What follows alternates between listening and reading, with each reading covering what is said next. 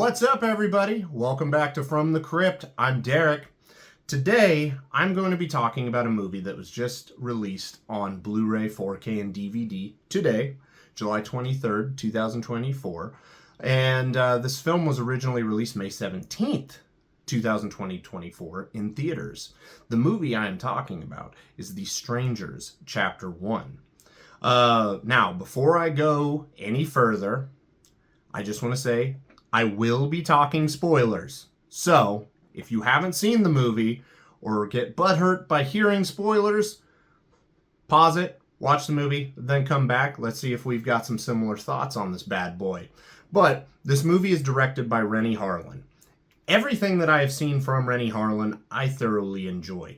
Deep Blue Sea, Die Hard 2, Cliffhanger, Prison, and my personal favorite of his, Nightmare on Elm Street 4, The Dream Master. It stars Madeline Petch. If I butcher these names, I'm sorry. My own last name gets butchered all the time, so I kind of feel like if you've got a weird last name, you know, it happens. But yeah, Madeline Petch, she plays Maya, and then Froyan Gutierrez plays Ryan. Everybody else in this movie is basically just the killers. Obviously, they're wearing masks. You cannot see them. You don't know who they are. Every other character is just like, oh, here. They're not in the movie long enough to make a lasting impact, except one. And if eagle-eyed fans caught it, it's Richard Brake. Everything Richard Brake is in, even if it's Rob Zombie's Halloween 2 or Rob Zombie's 31 as Doomhead, Richard Brake just kills it. Also in Doom with The Rock as well, and Carl Urban. So, this movie, Strangers Chapter 1, it is the first part of a new trilogy that is expanding upon the original Strangers movie that came out in 2008 that had Liv Tyler in it. So, hopefully Richard Brake has a bigger part to play in Chapters 2 and 3, which we should be getting within the next, 8 to 9 months together. Let me check my notes here really quick. Yeah, I already read that. So, let me just hit you with a super quick plot synopsis. Alright, couple is traveling to Portland. Car trouble. They stay at an Airbnb, which, by the way, already just on its own, don't stay at an Airbnb. I just saw this thing the other day about, people are finding, little hidden cameras put all over their rooms. Bad idea all around. Just avoid it. And then people come to kill them at the cabin. And that is about as quick as it gets, minus a little Airbnb rant.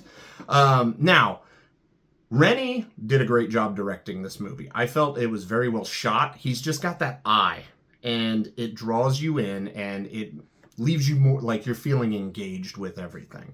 And part of the reason that I jumped on watching this, because I rented it on VOD, I had no idea it was even coming out on Blu-ray when I did that, or what day it was coming out specifically. I listened to him on Talk is Jericho with Chris Jericho, which, great podcast. You should check that out. Jericho's always awesome. But just hearing Renny talk about his films, much like in the Never Sleep Again documentary when he's talking about Nightmare on Elm Street 4, me personally, I love hearing Renny talk. I get it. I get it. And then after hearing him talk about this, that's what inspired me to finally go through and watch this movie. Now, one thing that Renny did say is this isn't a sequel or a reboot. I will tell you right now, it is definitely not a sequel, but there is no way in hell it's not a reboot. When you have that many same incidents happen in the 2008 film and then flash forward to the 2024 film, and it's lining up, i.e. dude getting shotgun blasted in the face, or they're tied up at the very end being stabbed by the people. Those are literal exact instances of it. An example I'll give you, Nightmare on Elm Street remake. Chris's death is it's basically the exact same as Tina's death. They're supposed to be the exact same premise, obviously executed differently.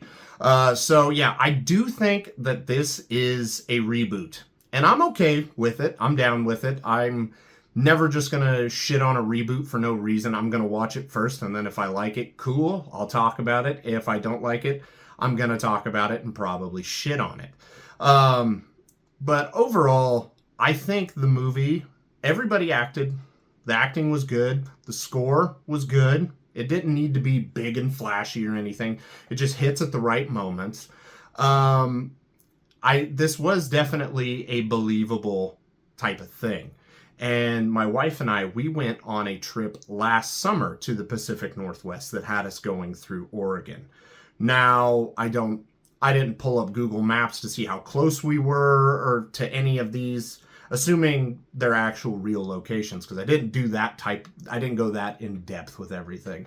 But yeah, it could happen. And just like Rennie said in in the podcast with Chris Jericho, overall premise of Strangers movies, just bad things happen to good people for no rhyme or reason. Now, I do have a significant amount of issues with this movie. And it's the main characters. Like, Maya is your typical, like, oh, I'm going to be super nice. That's fine. That's not necessarily a dig on her. Boyfriend, though, however, Ryan, tool bag. Total just douche. He's rude. And honestly, in my own personal guide to just survival in general, especially from watching all the movies I've watched, you don't be rude to frickin' the locals. Which, these locals are just effing weird. Okay? It's not like, oh, they might be kind of creepy. No, they're just right out of the gate, boom, smacks you in the face. They are weird, and you just don't want to be in the same room as them.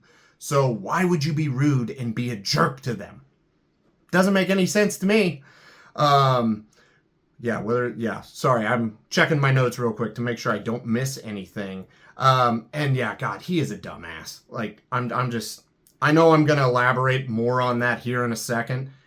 He is a dumbass, and that he just drove me insane throughout the whole movies. I thought the overall look of the killers in the movie was good. It's not going to be as good as the original, though. And that's any instance ever. I think Michael Myers looks better in John Carpenter's Halloween versus Rob Zombie's Halloween, or Jackie Earle Haley versus Robert Englund. So I will say in that aspect, I do tend to side more with the original.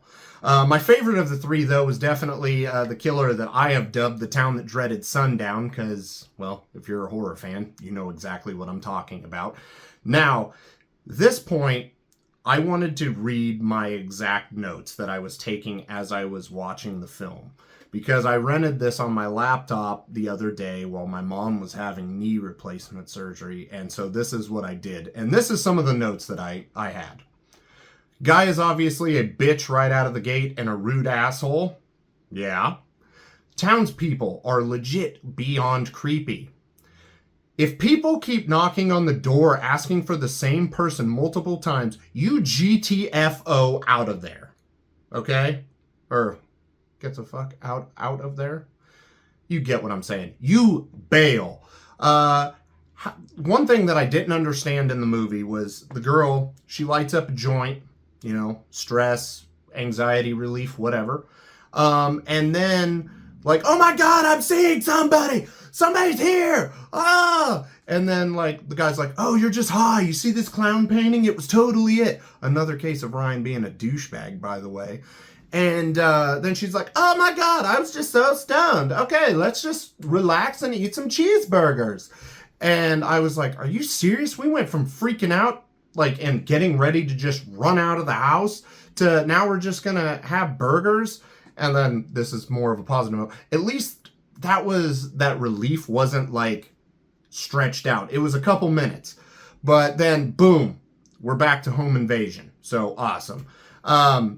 During the first part of the home invasion, they basically get cornered into a bedroom because town that dreaded sundown's coming at them with an axe and they're closing doors. He's axing through them and stuff.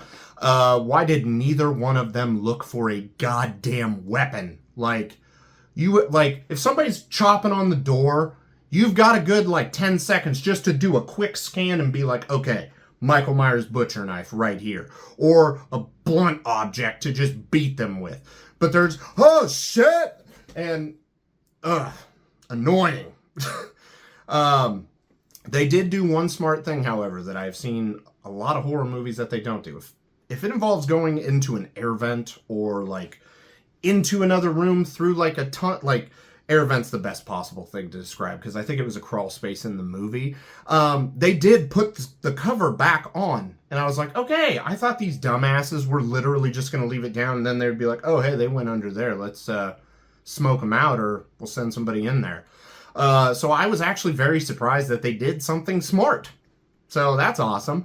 Yeah, they do some smart things throughout this movie, but then like some of just the mistakes and just dumb stuff they do really overrides the smart stuff that they were doing. Like, for instance, when they accidentally shot the dude in the face, and they got his keys for his Jeep. I thought they were going to leave the shotgun. I was like, oh my fucking God, they're just going to be like, okay, vehicle, we're home free.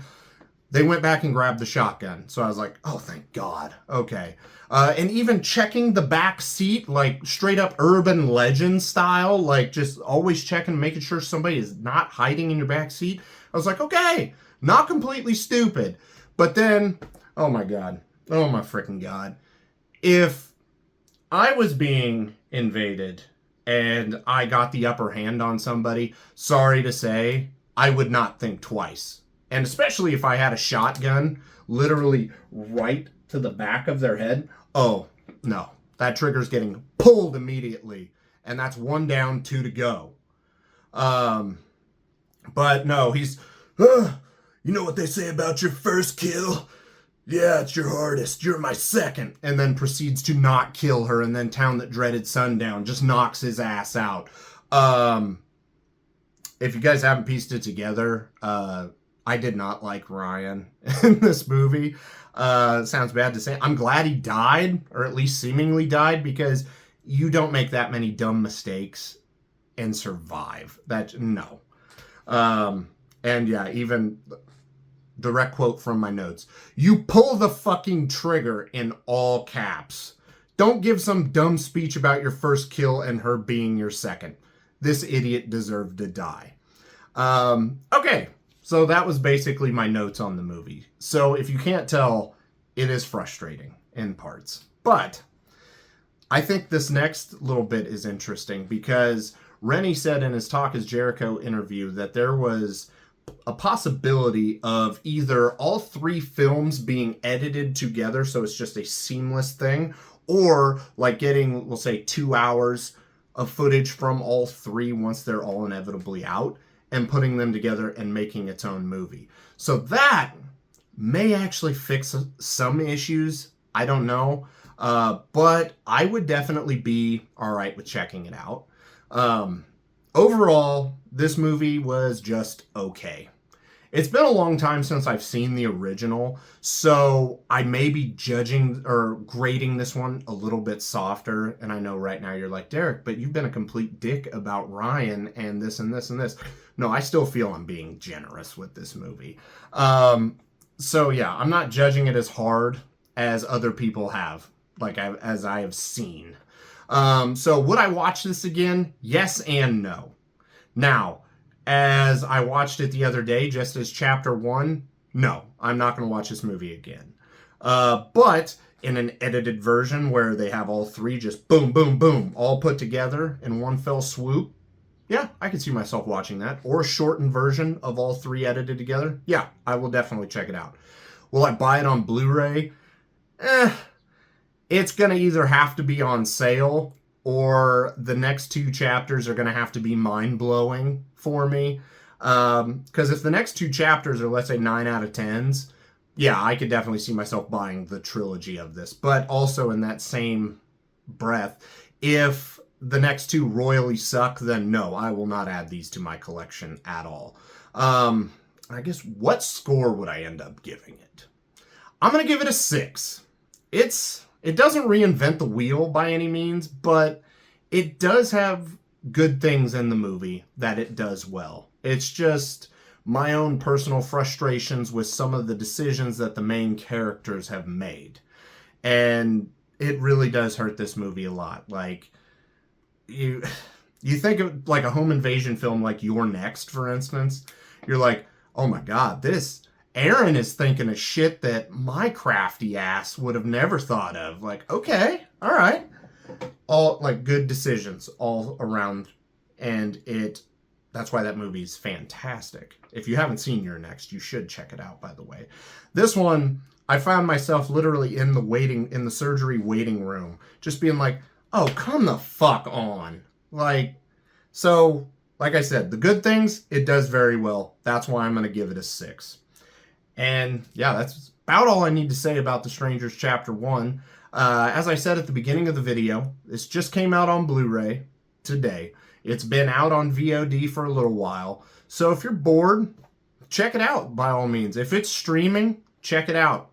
And then let me know your thoughts, because I am curious. I know some people are going to be like, why did you give this a 6? And it's like, I'm being kind, okay?